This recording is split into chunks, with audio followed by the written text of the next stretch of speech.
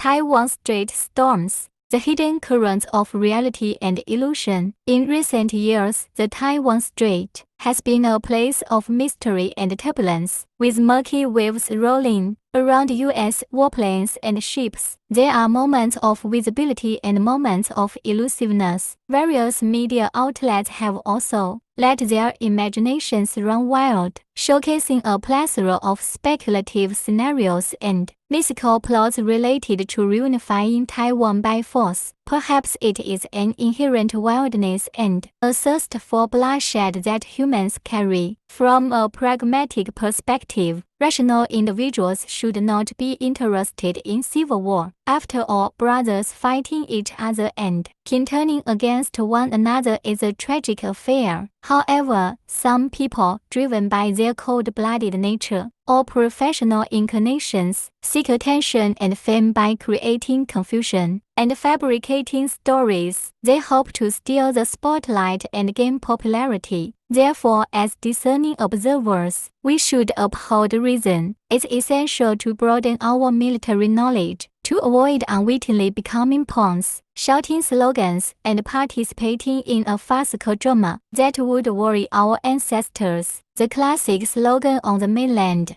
"Liberate Taiwan," has been chanted for decades. It persists tirelessly, revealing a hidden truth. In the past, chanting this slogan was serious business. Taiwan, once one of the four Asian tigers, had a robust economy and formidable military strengths. During the tumultuous period on the mainland, when the specter of Taiwan independence loomed large, the situation was perilous at that time. The mainland was economically weak, surrounded by powerful enemies, and grappling with internal issues. If Taiwan had declared independence then, the mainland would have been nearly powerless.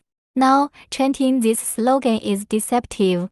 Taiwan is now an isolated island with a declining economy and a weakened military. Its economic ranking among mainland provinces slipped to its place several years ago. Under these circumstances, forcibly reunifying Taiwan holds little appeal and would be a costly endeavor, exacerbating the scars of war. Former Taiwanese President Ying-jeou once publicly stated, "Taiwan independence is neither necessary nor possible." His words hit the nail on the head, revealing the underlying truth. Today, due to the mainland's comprehensive superior over Taiwan in politics, economics, and the military, the prevailing theme is achieving victory without fighting. Pursuing reunification by force would be irrational. The current chaotic international situation presents a historical opportunity. The mainland can secretly focus on its own prosperity. The stronger the mainland, the weaker Taiwan becomes. Chinese history has shown that divided after long reunite and united after long separate. These cycles are determined by military strengths. Therefore, let's delve into some military knowledge to better understand the cross-strait situation. Currently, the military balance across the strait heavily favors the mainland.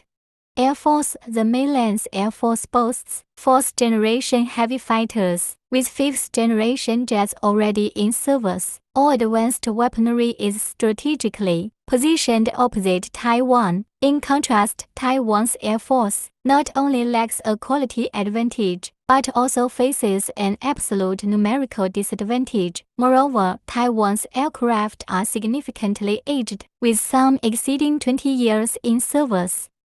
Navy. The mainland has deployed aircraft carriers, Aegis destroyers, large tonnage frigates, missile escort vessels, amphibious warships, and nuclear submarines. Meanwhile, Taiwan's naval fleet mainly consists of outdated vessels. Army. The mainland's advantage is overwhelmingly absolute, whether in terms of troop numbers, main battle tanks, artillery firepower, individual equipment, or land-based helicopters. Missiles. The mainland possesses large-scale medium and short-range missiles, cruise missiles, top-tier rocket artillery, and swarms of drones and underwater vehicles. Integrated combat system. Crucially, the mainland has a complete combat system, while Taiwan relies on a few standout weapons. In modern warfare, the focus is on systemic warfare, rather than relying solely on a few advanced weapons. Traditional military forces were organized in a sequence of land, sea, and air. However, in modern warfare, the order of importance is reversed. It's air, sea, and land without air superiority and control over the electromagnetic spectrum. Even powerful navies and armies become vulnerable prey for the enemy. The core significance of the Air Force lies in two key aspects. Electromagnetic control. This refers to command and control systems. Radars serve as the eyes of weapons systems. Without these eyes, even a powerful military force becomes ineffective. Electromagnetic control includes elements like satellite networks, airborne early warning aircraft, and ground-based radar stations. Air superiority. This involves both air-to-air combat capabilities and ground-based air defense missiles. Having air superiority allows naval and ground forces to operate without worrying about threats from above. Of course, fighter jets can also engage in dogfights, maneuvering freely in the sky. Mainstay fighter aircraft in the Air Force are fixed-wing planes including fighter jets, tactical weapons primarily equipped with air-to-air missiles, replacing traditional cannons. They specialize in aerial combat, targeting enemy fighters, attack bombers, and drones. This can be broadly categorized into two types. A. Lightweight fighters, weighing around 10 tons. They are agile and cost-effective. However, they have short range, low payload capacity, and limited radar capabilities. Examples include China's J-10 series and Taiwan's American-made F-16 series. B. Heavyweight fighters, weighing around 30 tons. They have the opposite characteristics. Examples include Chinese J-11 and the American-made F-15.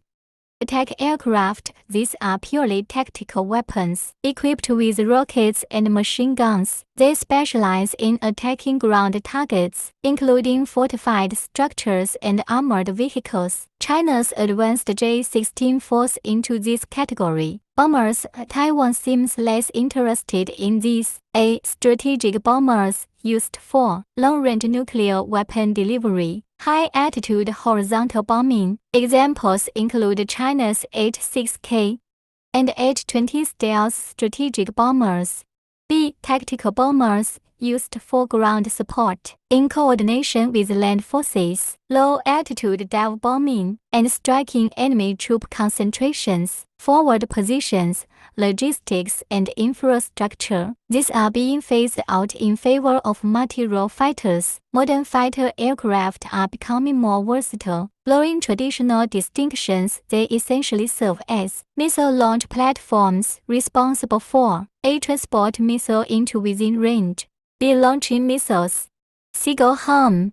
This approach highlights the advantages of heavy fighters. Their extended range allows them to launch missiles from outside the threat zone and return, without engaging in close-quarters dogfights. Here's a small piece of evidence. During the Jet Age, the Soviet Union prominently featured A. The compact MiG series designed by Mikhail Gurevich. B. After the Cold War, Russia shifted focus to the heavyweight Su series designed by Sukhoi. C. The once renowned Mikhail Gurevich Design Bureau no longer exists independently. It was acquired by Sukhoi, although the MiG lineage continues. In the United States, A. The stealth heavy fighter jet F-22 is highly regarded to maintain its technological secrecy. It is kept under tight security. It rarely sees combat and is never sold to other countries, even close allies. B. The stealth light fighter jet F-35, on the other hand,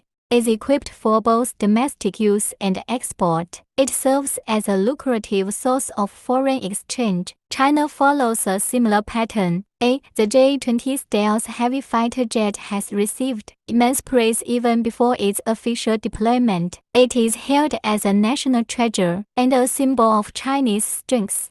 B. The J-31 stealth light fighter jet, however, has faced neglect within the Chinese Air Force. Its primary purpose seems to be export-oriented, aimed at earning foreign currency. Interestingly, due to the unique situation in the Taiwan Strait, the most effective military threat from the mainland does not lie in expensive fighter jets, missiles, or warships. Instead, it lies in the development of low-cost, long-range rocket artillery. These rockets have a range of up to 600 kilometers and can easily cover the entire island of Taiwan when launched from the mainland. They also possess some guidance capabilities. The land-based long-range rocket artillery could unleash a devastating saturation attack, overwhelming even Taiwan's Patriot air defense missiles. These rockets cause widespread destruction wherever they strike. Last year in the Middle East, Hamas in Palestine fired thousands of merciful homemade rockets at Israel. The term merciful here refers to two factors. A. The rockets were fired individually, allowing Israel ample reaction time to intercept them using the Iron Dome anti-missile system. B. If a massive barrage of rockets were launched simultaneously, the Iron Dome would be overwhelmed in terms of both quantity and quality. Of course, Hamas did not have that many launchers. Some Taiwanese military enthusiasts, inspired by the Iron Dome's impressive performance, have expressed a desire to introduce similar defenses against the mainland. However, mainland China is not Hamas. If China were to saturate Taiwan with rockets carrying real and fake warheads, saturation attack, the island's defense systems could likely prove inadequate. As for Taiwan's future reunification, it depends on the wisdom of Taiwanese politicians. Missing the opportunity could lead to indifference from the mainland. Consider the example of A. Mongolia.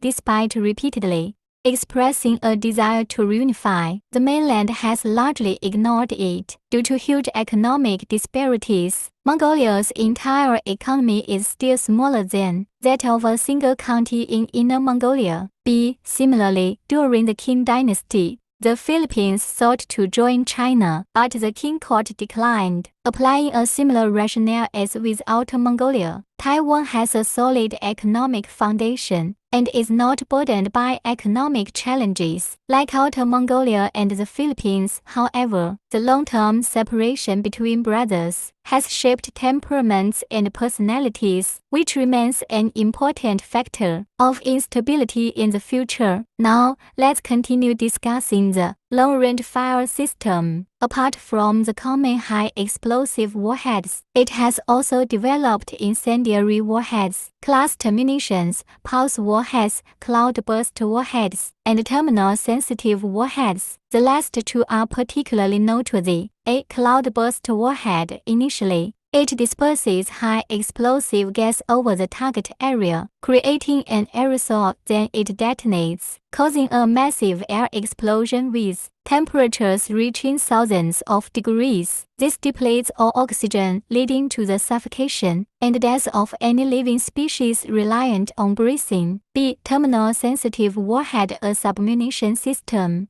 The mother warhead is infrared-guided and deploys parachutes in mid-air, releasing numerous smaller warheads simultaneously. Although the unit cost of the long-range fire system is several $100,000, it still offers excellent cost-effectiveness compared to the multi-billion-dollar mainline fighter jets and strategic missiles. Its cost per launch is equivalent to a single sortie of a fighter jet. However, the most critical aspect is that the long-range fire system has poor accuracy, making it a heartless weapon. Its deterrent power far exceeds its explosive force. Therefore, whether the mainland deploys large quantities of rocket artillery is the true indicator of the implementation of reunification by force. As for slogans, they are merely political necessities. Taiwan's current situation of separation is a result of the Chinese Civil War. When the nationalist forces retreated to Taiwan,